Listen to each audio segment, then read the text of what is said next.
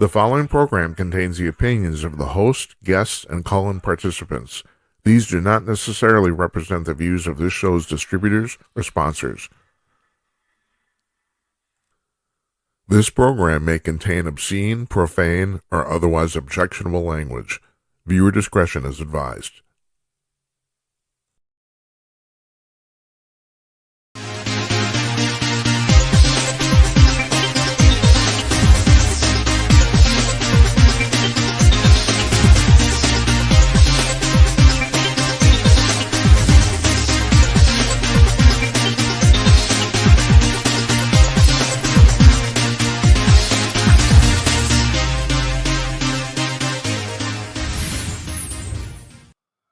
Company Cordless, everybody. Greetings from Minneapolis. It's Monday night, October 20th, 2025.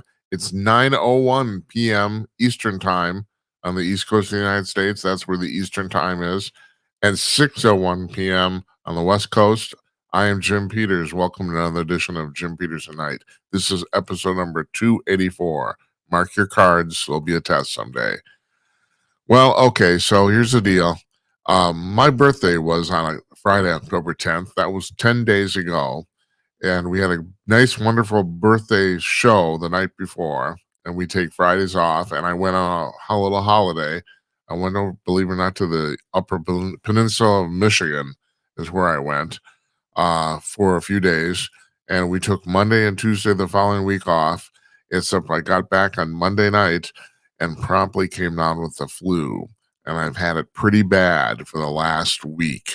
And it really pisses me off. So we took Monday and Tuesday off last week anyway.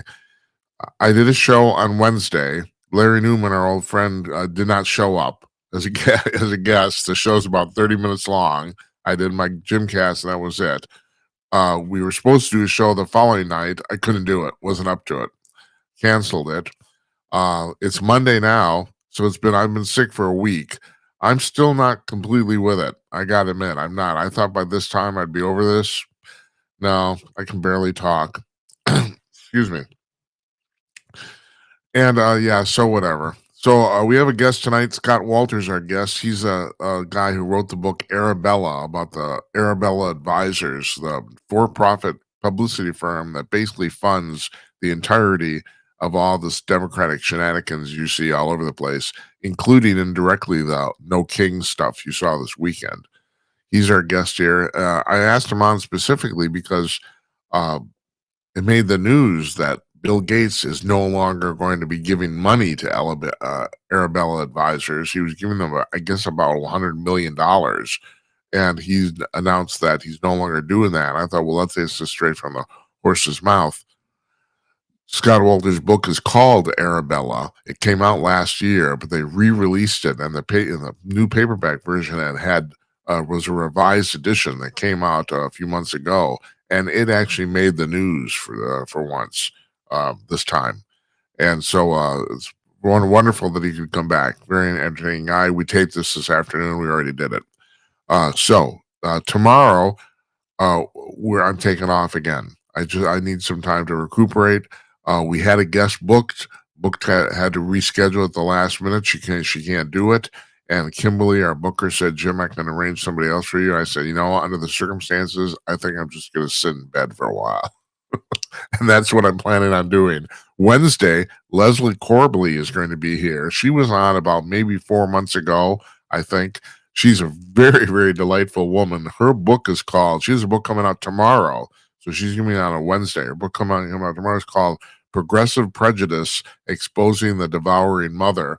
And this woman is really fascinating. She almost got kicked out of the Texas bar because at a bar association convention, they knew she was a published poet. They asked her to get up and would you read a poem of yours? And she said sure.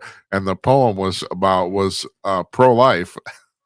And they weren't expecting that, and almost kicked her out of the bar.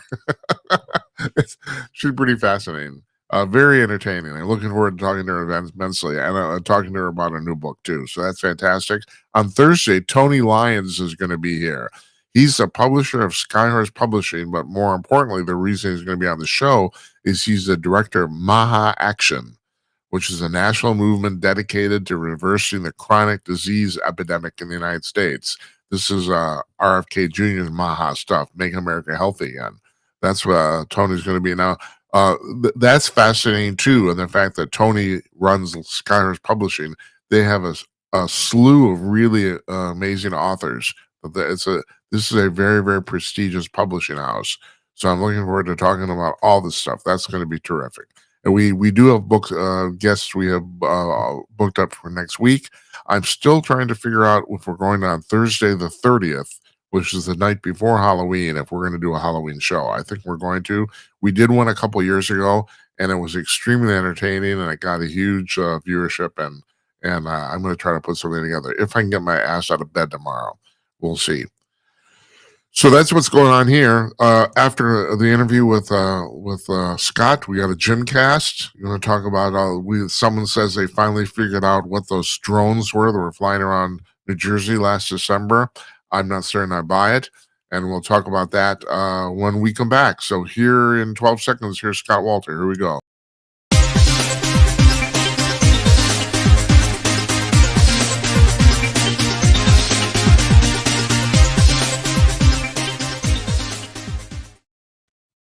Joining us from his home in Rockville, Maryland, or as he calls it, Karenland, Scott Wolter.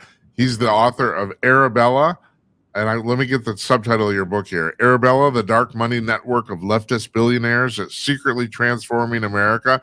And Scott, I don't have to tell you, so I want to get the viewers up to speed here. You were on about maybe 3 months ago, I think, and your book has really, really made quite an impact in that time.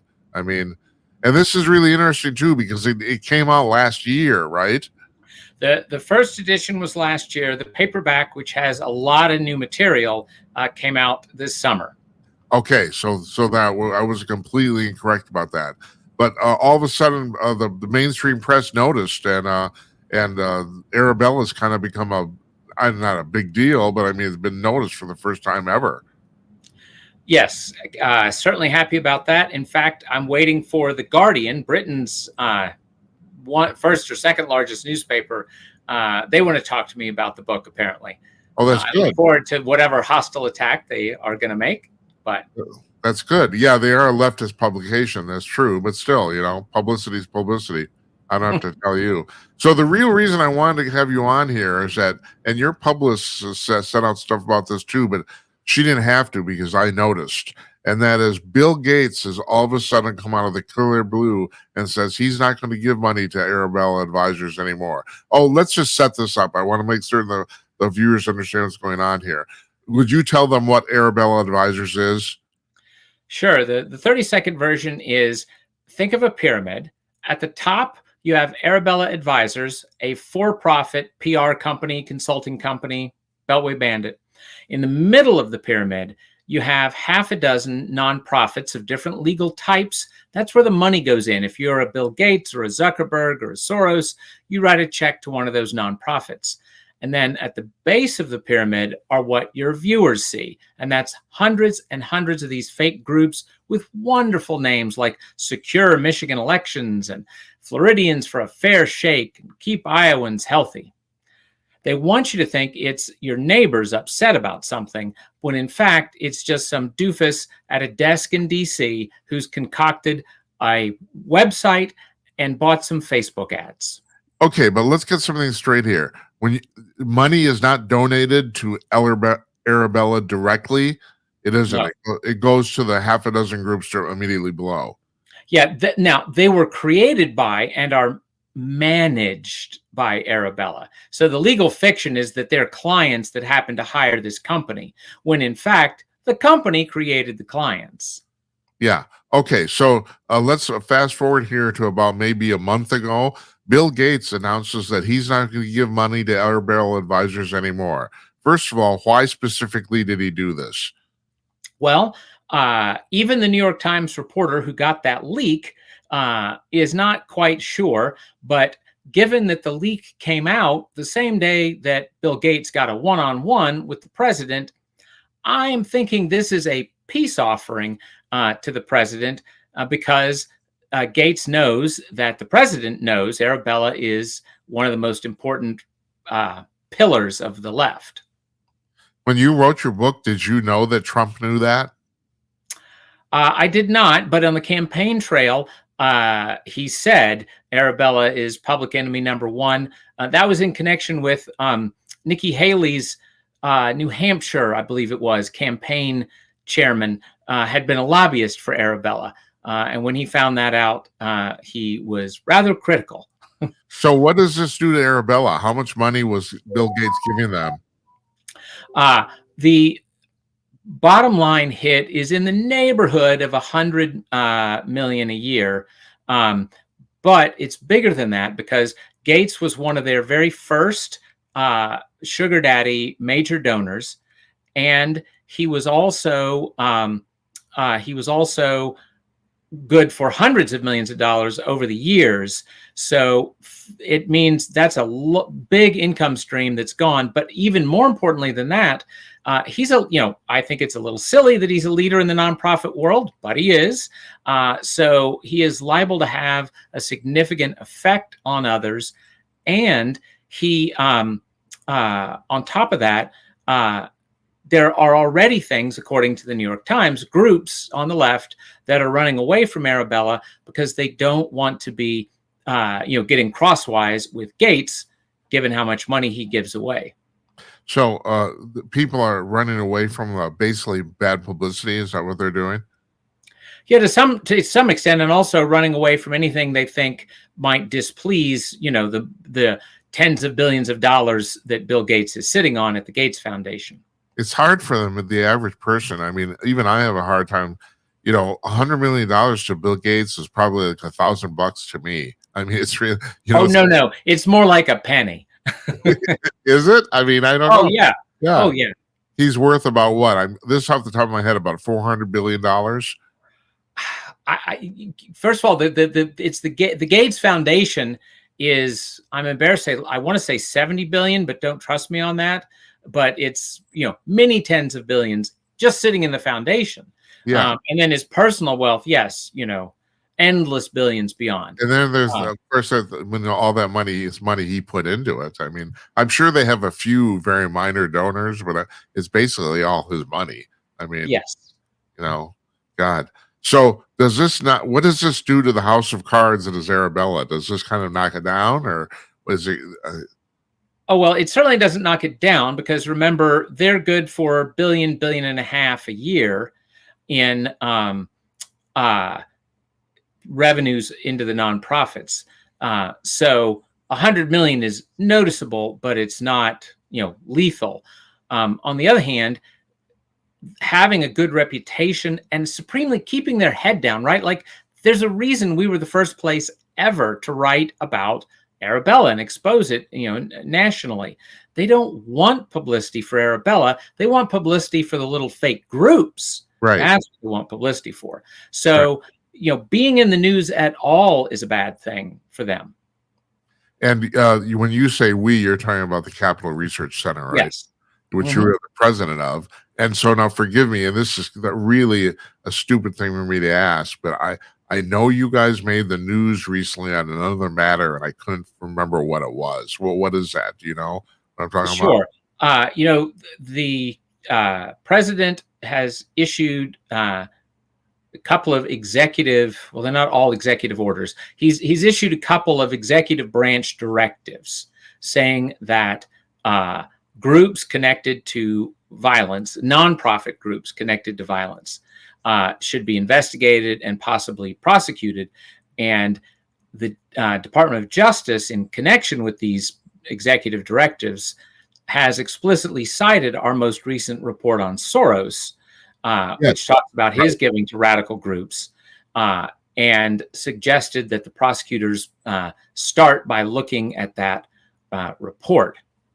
And realistic. So the press extrapolated this as there's a chance that Soros might end up going to jail. Is that really true? I mean, I don't buy it. I mean, that guy's worth more money than God. Then too, it's like he'll be slapped on the wrist, won't he? Well, it's always hard to predict. at the same time, yes, I would not place a large bet on Mr. Soros going to Right. jail. Yeah, we're talking And about betting money here. So yeah, yeah. and well, and plus, here's the thing. The idea that Soros's Open Society Foundations has violated nonprofit law, that is not very hard to give significant evidence for. But criminal law, that requires proving that he was, essentially in a conspiracy with Yeah. his grantees, and that means you have to prove that he knew ahead of time that he was, talking with these people, that they made their plans, that criminal acts were carried out. That is a very tough prosecution to make stick in the criminal area. In the nonprofit area, they might have more trouble. Having said that, the Soros Open Society Foundations are also worth billions, and so even losing their tax exemption and whatnot, it would not shut them down. Now, Scott, I know I asked you this the last time you were on the show, but I have to ask again because this has been one of the things crawling at my brain for like the last 5 years. Do you have any idea what drives this guy, Soros? I mean, why does he do this? I mean, here's a man who escaped from the Nazis, came over to the United States, made a bazillion dollars literally trading stocks, and now apparently doesn't want anybody else to make the same amount of money. I don't quite understand. Why would he do this stuff? Do you have any idea at all? First of all, have you ever met him? Oh, no. Okay, all right. So do you have any idea? Well, I think that now Woody Allen had a friend who cheated on his metaphysics exam by looking into the soul of the person next to him, but I don't have that talent. That's a good joke. I don't have that talent, so I can't know. But here's what I say in the Arabella book that you so kindly referred to at the beginning. Because I get asked the question lots, right? Like, why do these people do this? And I can't read minds, but the single most powerful pattern that I see is these folks are always pushing for policies and laws that take freedom, responsibility, and ability to act away from the little folks and spread out across America the way the founders, of course, wanted the country to be, Right. and instead concentrate that power in Washington, D.C. So that is they are never doing anything that lessens the centralized power. They are always pushing for taking away a decentralized power among ordinary people in towns and neighborhoods. Now, I also know that it is a lot easier if you're a billionaire to influence the relatively tiny group of folks in DC than it is to persuade everybody in Poughkeepsie and San Luis Obispo, and Syracuse and on, right? So, it would seem that it's about having more control. And I know the average person thinks, hey, if I had $1 billion, I'd be on my yacht, sunning myself with a rum drink, with a little umbrella, and only those folks I could grope at might be in danger of problems from me. But apparently, once you have billions, that's not true. That's what those of us who don't imagine we would be like. Oh, Scott, I have to tell you, my accountant has quite a few very wealthy clients, and she has told me that once you're into the millions of dollars, not even billions, once you're in millions, basically guys, and it's mostly men too, look at it as a way to keep score. They don't need more money, but they want more money because they're winning the game then, so that's what she tells me. So I totally believe her. I think she's right. It does not occur to Soros that by cutting off the independence that he personally profited from, that he's keeping other people from doing it. That irony does not occur to him, huh? Well, apparently not. Plus, let's be fair. Milton Friedman, great libertarian economist, always said one of the reasons to be opposed to big government is because big business will soon get its claws into it and control a lot of the big government. So, car companies started out small, right? Just to to be mean on to the car industry, but they started out small, and there were hundreds of them. But as they got bigger and bigger, well, they don't like competition. Unions are the same way. Our members have these jobs. We don't care whether there are going to be new jobs for you folks out there who are not our members. Right, and that is one of the flaws of capitalism, that everything seems to consolidate to the point where you only have basically, like in most industries, 3 major firms doing everything. And it is a problem. That's true. Yeah. So the No Kings things that happened this weekend, the thing that I found interesting about this and made me think of you is, I don't know if you heard this, but I can't remember what cities it was either. I think it was, if I'm right, DC and maybe one other one where the protest basically stopped right on the top of the hour. Did you hear about this? I mean, I didn't see that. The crowds dispersed basically exactly at the top of the hour, like 1 o'clock. And the easy implication or inference is that, well, people were paid. They were paid till 1 o'clock. that was the. So I mean, everyone knows this is happening, but do you have any idea to what extent it's happening? Well, you're quite right that we know that there are paid crowds because there's some companies in that business, and they admit, we're in the business of doing that. I will say, there's one other possibility for the quitting at the top of an hour, and that is one of my colleagues observed that where she lives, there were going to be 3 protests, but if you looked at the times and the places, you could easily get to all 3, right? So it is also possible that this is just a function of how well organized the left is when it does these protests, that everybody's like, okay, got to get in the car and get to the next suburb, or the next town over. Yeah, right. We spread the things around. It makes it look like more people. All right. So who is planning these things? Do you have any idea? I mean, you've tracked the dark money here. Who's planning this stuff? Well, certainly. Well, a couple of things to say. One is you really need to go to the No Kings website and look at all the logos of all the groups endorsing it, claiming to be partners and whatnot. They are quite an interesting set of groups.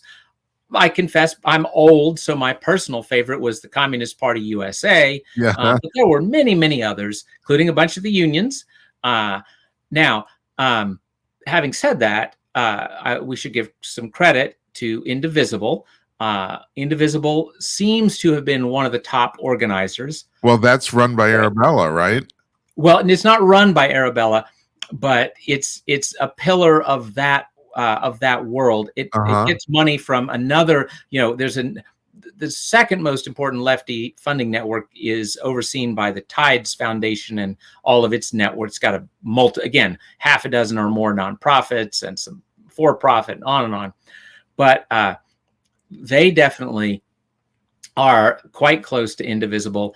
And yes, Soros gives money to Indivisible. In fact, some millions of dollars.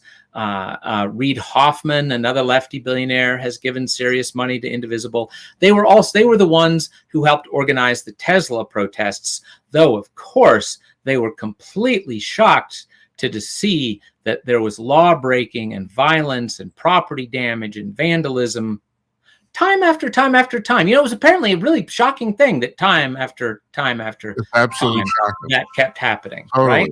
Totally shocking. Yeah. But anyway, that's well, hold it. What is the Tide Foundation? The Tides Foundation started out as a donor-advised fund provider, right? I don't know if you've heard of that. The biggest one by far is Fidelity Charitable Gift Fund, right? The way that works is Fidelity is obviously a brokerage company, but they set up a nonprofit, and you can deposit money into your own separate account, essentially, at that nonprofit. You get the tax deduction because they're a charity, and you gave that money to charity. But really, it's a charitable savings account, right? You can then tell them, okay, I put in $100,000. I want $50,000 to go to Indivisible and $50,000 to go to my church, Uh-huh. And So, and you get interest on that or collect? well, you can invest it, right? They will let you invest that money, and over time it can be, earning more money and the rest. You're never going to have to pay tax on anything, any increase in value. Well, that sounds like a democratic scheme to me. Is that what it is? I mean, Well, Republicans and Democrats both do this sort of thing. I mean, it's what it really. You talk to your accountant. It's really just sort of smart. It's smart accounting, first of all, because you're getting the full tax deduction. Sorry, the full tax deduction, even though it might be 20 years before you give the money away. But admittedly, it is also a way to hide. If you wanted to hide money, that is a great way to hide it, because there are thousands of people who have accounts at any given donor advised fund provider, and then dozens, hundreds, thousands of grantees out of the provider. And who knows, so Fidelity Charitable Gift Fund has thousands of people who have accounts there. And then it makes thousands of grants to all these different places. Well, you have no idea whether, what my money went to. I'll be damned. All right. I'm almost that. Yeah. Okay. And all right. So, let's touch on that. How much do Republicans, conservatives do this stuff? Is there a conservative version of Arabella? There is nothing on left or right that is remotely as big as Arabella. So we should make that clear. There are a few people on the conservative side who are trying to operate nonprofits in a similar sort of way. It's called fiscal sponsorship. When you have one nonprofit that sponsors a number of different projects, that is fiscal sponsorship. And there are a handful of conservative places that do fiscal sponsorships like that. But the amount of money is, nothing like Arabella's. All right. Do you have any thoughts on the Israeli Gaza conflict thing going on? About the any thoughts that? Yeah, go ahead. Well, as far as what don't come to me if you want to know what Middle East policy should be. I'm not remotely qualified to advise Marco Rubio. Scott, I'm not remotely qualified for anything. I'm doing this. Well, no. But here's what I would say, though. I would say this. I do know something about nonprofit groups that exalt the terrorism occurring in the Middle East. We have a great report. You go to capitalresearch.org and search for Marching Towards Violence, and it has about 150 lefty groups, most of them nonprofits, many of them fiscally sponsored, because again, that's also a way to hide money trails and who's responsible, that have flat out endorsed the terrorism and or are encouraging domestic terrorism in support of it, right? Because the kind of horrible things you see going on college campuses and elsewhere in America in support of Hamas is, completely outrageous. I've testified to U.S. Congress, for instance, about the huge riots not this summer, but last summer at Union Station, not far from the U.S. Senate. Right, where they took down the American flag, they burnt it, they put up the Palestinian flag, and they had charming things like Hamas is coming. They spray painted there. Now, what do you suppose they think Hamas is going to do if it shows up a few blocks from the U.S. Senate? Yeah. I don't know. I'd say I don't know what they're thinking. I can't. Not hand out Valentines. I'm not the only person who noticed this, Scott, and that is when this peace deal got negotiated, everyone on campus was really quiet. Well, the more important thing, because the more extreme hypocrisy is after the peace deal is announced, you have Hamas again, because it's not like they don't do this regularly, again killing lots of Palestinians. Yeah. And all Really? these groups that claim to care about Palestinians being killed didn't have any interest in No, Hamas's killing of the nothing to say. Nothing to say at all. And isn't that just shocking that they would just turn around and do that? Who would have thought that? Yeah, So, the person who would have thought it was anybody stupid enough to believe they haven't been lying to you for a long time. yeah, I've said this many times on the show, Scott. The funniest thing I've heard in the last 20 years is Queers from Palestine. That's the funniest thing I've heard ever. Yeah, you go try that. You go to Palestine and try that stuff. That's great. Yeah. So, do you think this is going to hold? I mean, my personal feeling is just the fact they got the hostages out. That alone, anything that happens after that is gravy because now Hamas has no leverage in anything at all. But do you have any prediction here? I like predictions, Scott. I don't know. You probably don't want to do them, but well, again, it's way above my pay grade. Remember, I worked for the Domestic Policy Council, not the Okay. National Security Council. All right. But let's say we're at the craps table here. How much money do you want to put out? Well, the one thing that's very easy is what you said. It is certainly a wonderful thing that hostages were returned. That's great.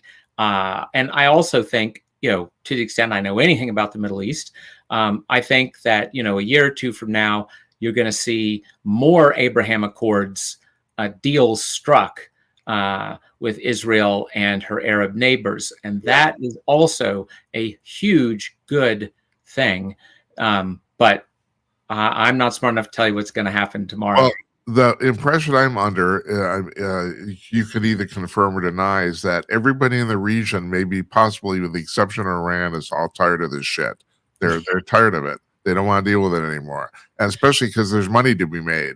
And so you got a president, a pro-business president, who comes, let's turn Gaza into a resort, and everybody's thinking, all the Saudis are thinking, well, that's not a bad idea. Am I right on this or? Well, of course, you got to remember the Shia Sunni issue to start with, right? So Saudi Arabia has never been wild about Iran. So because of the Sunni Shia split, and yes, I don't think there are many people besides those who like terrorism who want to see terrorism continue. So, do you have any ideas on what's going on with the U.S. and China? Once again, I know this isn't your pay grade, but still, I want to know. I want to pick your brain. You're there, Well, here, the one thing I will say is I'm very happy to see interest in Congress, and I think in the administration as well, for more digging into the ways that China is trying to influence America, including by giving money to nonprofits and universities. That is, I've testified about that as well. You got to give China credit that they are very smart and they work very hard, both to sort of mess us up, but also to manipulate things in America. And they will be able to do that less if we dig more into the nonprofit world. Yeah, they're not stupid, are they? No. And unfortunately, right now they have a lot of the rare earth minerals that electronics needs on the planet, and also they make too many of our drugs too. But it's like easy for me to say. So the Capital Research Center, what is their website? What's their URL? Capitalresearch.org.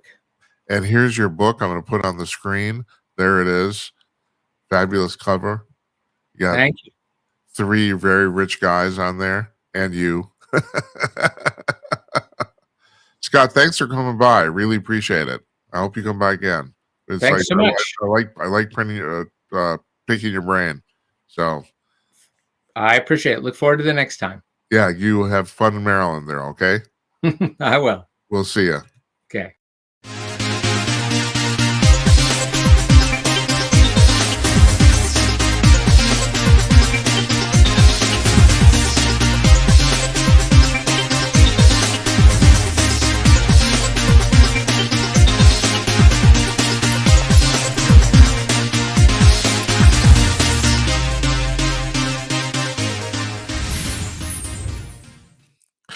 Welcome to the Gymcast for Monday, October 20th. I still feel like crap. But, we power forward. That's what we do. So, I've been off basically. We did a show last Wednesday. That was it. I was supposed to take Monday and Tuesday off. We took Thursday off because I was still feeling sick. Was sick all week last week.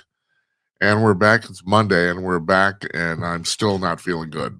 But, we're doing it. You got to get back on the horse, You actually do have to, too. There's something about that. I've decided that Machiavelli was absolutely right.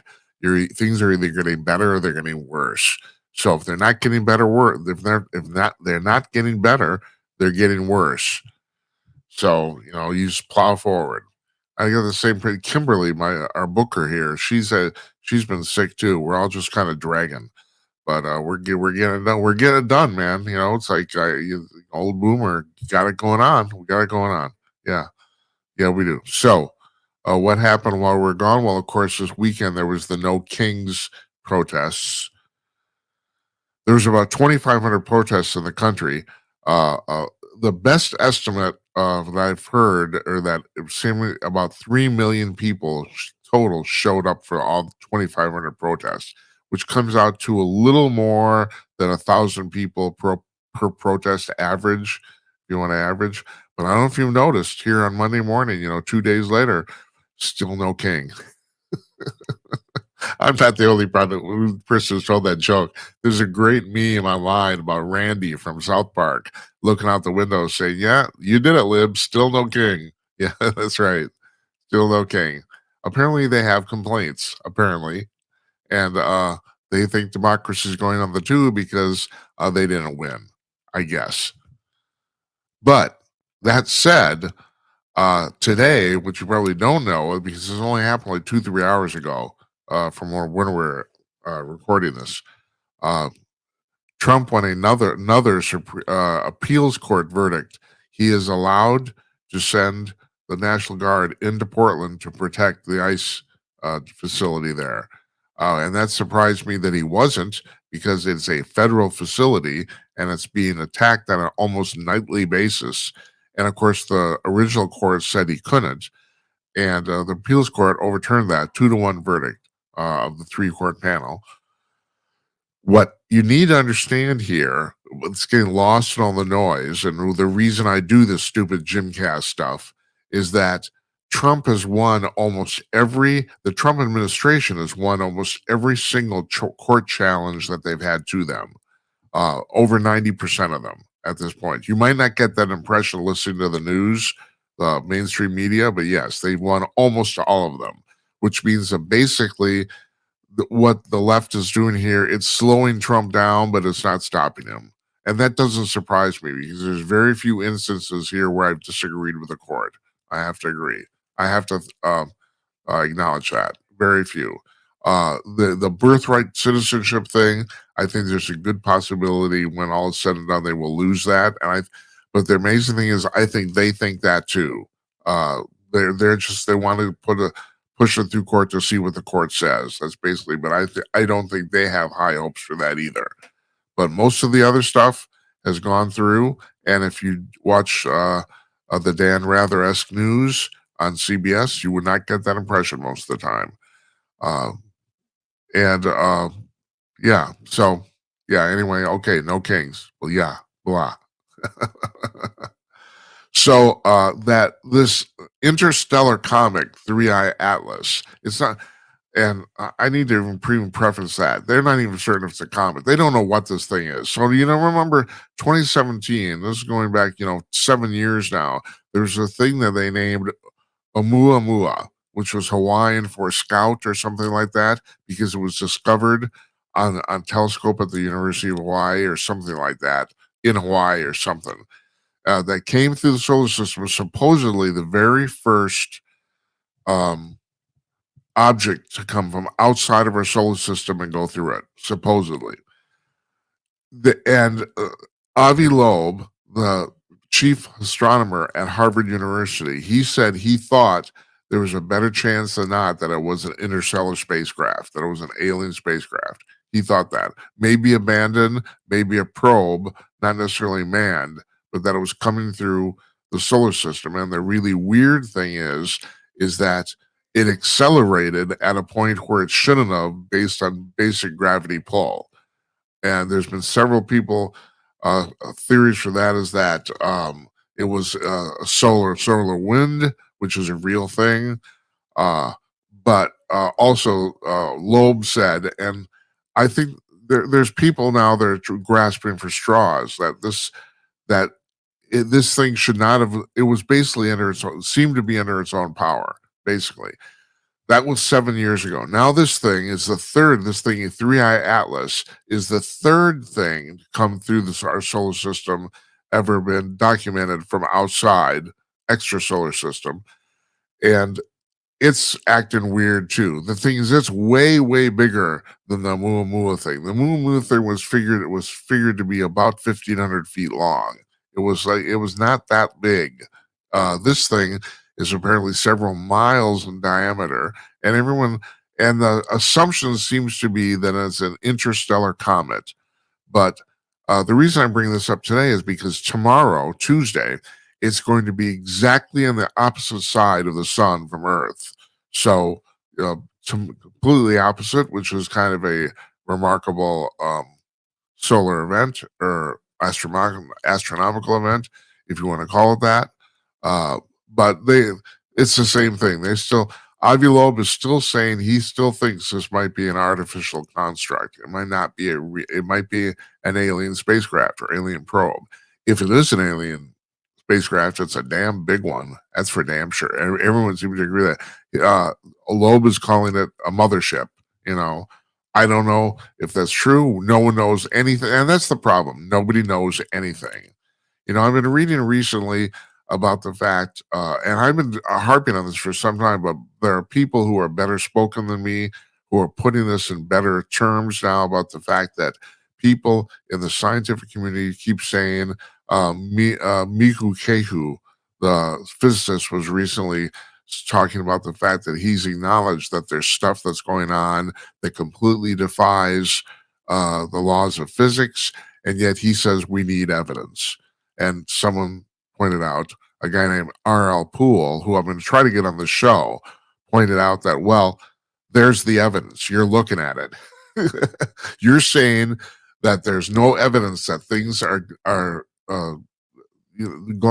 define the laws of physics, and then you say we need evidence, and that seems to be the case. No one seems to want to affect or accept the evidence at face value that we already have, which is like the Oumuamua thing. Getting back to that, okay, this thing sped up through the solar system when it shouldn't have sped up, which means that it's under its own power, and they're saying, but it might be solar wind. But the thing is, the solar wind is not that impressive, and also this thing would basically have to be a solar sail to pick up that much. The chances of that happening via solar wind are relatively thin. That's the problem. So, what's the most likely thing? That it's under its own power, and if it's under its own power, that means it's a non-human intelligence object. It's made by somebody else. So at what point this has been my problem the entire time.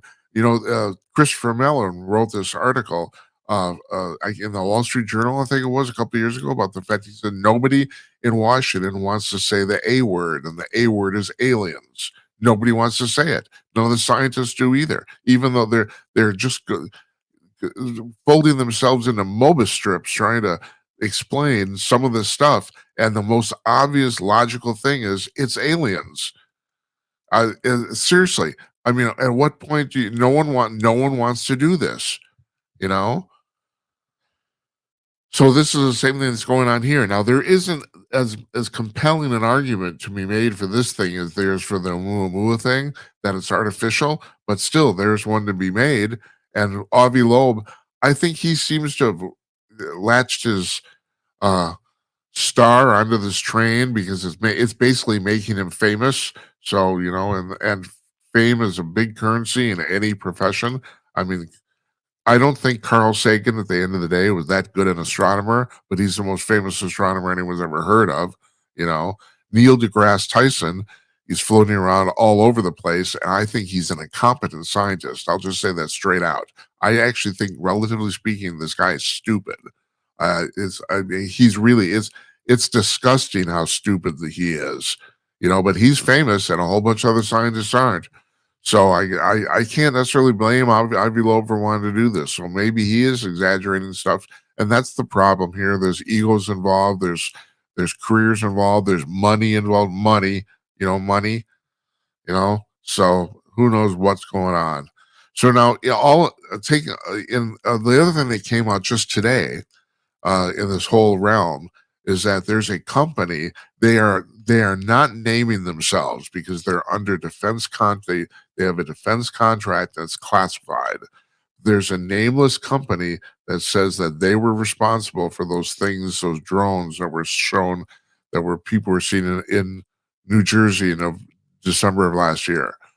They say it was their thing, and they've unveiled the device, but they won't. Nobody knows the name of the company. They won't reveal their name, and it's interesting there. And I was going to post a picture of it because there's pictures on the New York Post of this thing.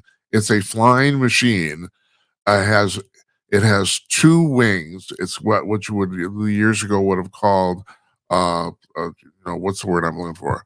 I can't remember. At any rate, and it reminds me. It looks very, very much like the thing that what's his name? Oh, Jesus. Yeah, some newscast. Huh? What's his name? The guy who the one of the founders of one of the companies that's launching rockets into space came up with a novel way of reentry that basically where the craft kind of falls to Earth like a leaf, and because of that, it doesn't need a heat shield. And this thing kind of looks like that thing. And it occurred to me after looking at it. Of course, I didn't think about this ahead of time. That well, that's good that somebody thought of that because we know this reentry thing works because it's been done already. So this thing flies through the air with two wings that are kind of stacked on top of each other, but not really, and has no other vertical control surfaces. And apparently, one of the reasons the Defense Department was so interested in it is because from certain angles, it's almost invisible. And this company says they were responsible. They were testing this over in New Jersey in December of last year, and they're responsible for these drone and UFO reports. That's what they say. My guess is looking at this and reading about this that I think they're saying this mostly to get some publicity. I'm sure they were some of it, but I don't know if it was all of it. I don't. There's too many people making too many claims here. I mean, people are also saying these were Chinese drones too. That was a big FU to the American military. Look, we invaded your space. What are you going to do about it? And then there's people who said they were bona fide UFOs.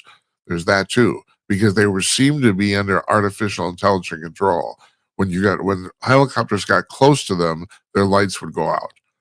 So there seemed to be some of that going on, but who knows? Anyway, they say they're responsible for it. I don't know. We'll see. I'm changing gears here. I used to play football. Brandon Aubrey of the Cowboys yesterday during the game, and I can't remember who they were playing. Forgive me.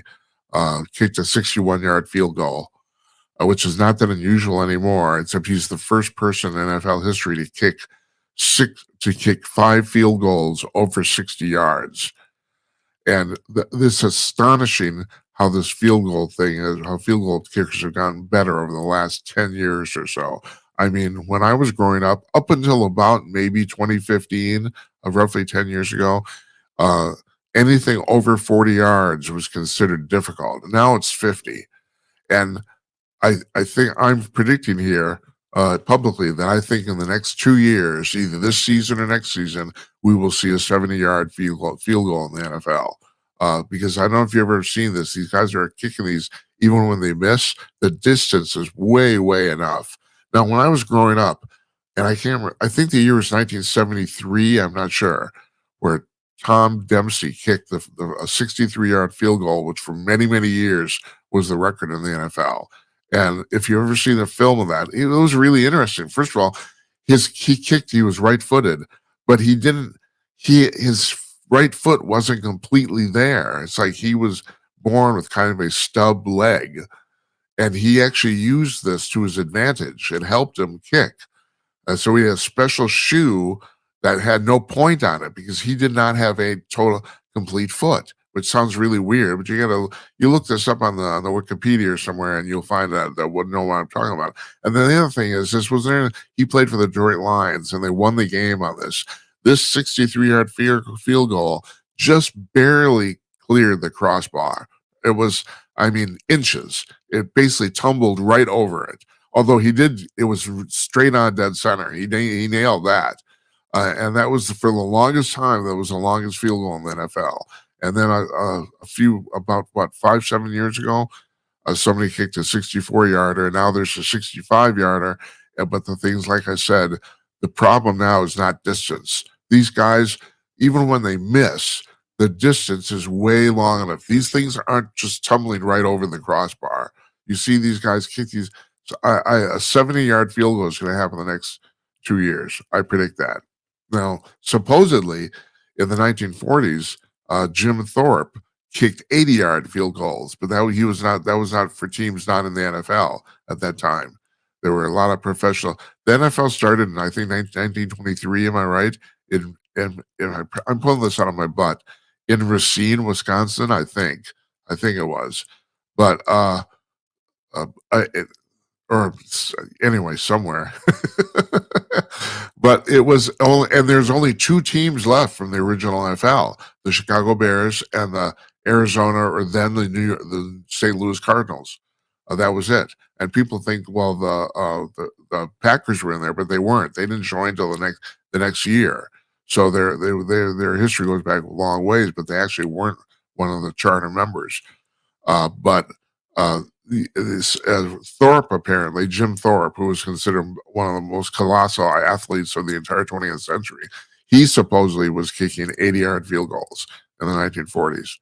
So there's that. Then finally, I made a light of this in the description of today's show. Finally, there are researchers who are using AI to try to determine what your dog is saying when he barks. Yeah, you got me right. You heard me right. They are trying to figure out how your dog talks with barking. So, and they've apparently come up with a few words. They've already figured out cat, and they figured out food or something like that. But they actually think that they're running this through AI over and over again, and they think they're going to be able to figure out basically a basic vocabulary of your dog talking to you. That's going to happen. And as you saw my description, I said, well, does your dog know who Joe DiMaggio is? And that's an old joke. It's one of the stupidest jokes I've ever heard. I'm not going to tell it, at least not tonight. I want to thank Scott Walter for coming on tonight, talking about his book, Arabella. He knows about that stuff, and he came through. He delivered. I'm taking tomorrow night off. I'm still not feeling good, folks. We had a guest scheduled tomorrow night. They canceled today. We're rescheduling. And so I just said, and Kimberly said, I can get you somewhere else. And I said, no, let's just forget it. I'm sorry. I'm just not doing well. And you can kind of tell, too, because I can't talk. Leslie Corby's coming on Wednesday. Her new book, which comes out tomorrow, Tuesday, her book is called Progressive Prejudice, Exposing the Devouring Mother. She's a really, really fascinating woman. She's been on the show before, and I told her when her book's coming out, because we booked her. It's like, I love talking to this woman. She's really fascinating. You'll love her too. And Tony Lyons is coming on Thursday. He's the director of Maha Action. That's a national movement dedicated to reversing chronic disease epidemic in the United States. He's also the publisher of Skyhorse Publishing, which publishes a whole bunch of really interesting books. So he does both those things. So he's coming on Thursday. And we have and I talked about this at the top of the show. On next Thursday, the 30th, I think we're going to put together a Halloween show. We did one 2 years ago here. Now that's the day before Halloween, but we're going to do it. 2 years ago that was very popular, and I'm going to try to cobble that together. So we'll see.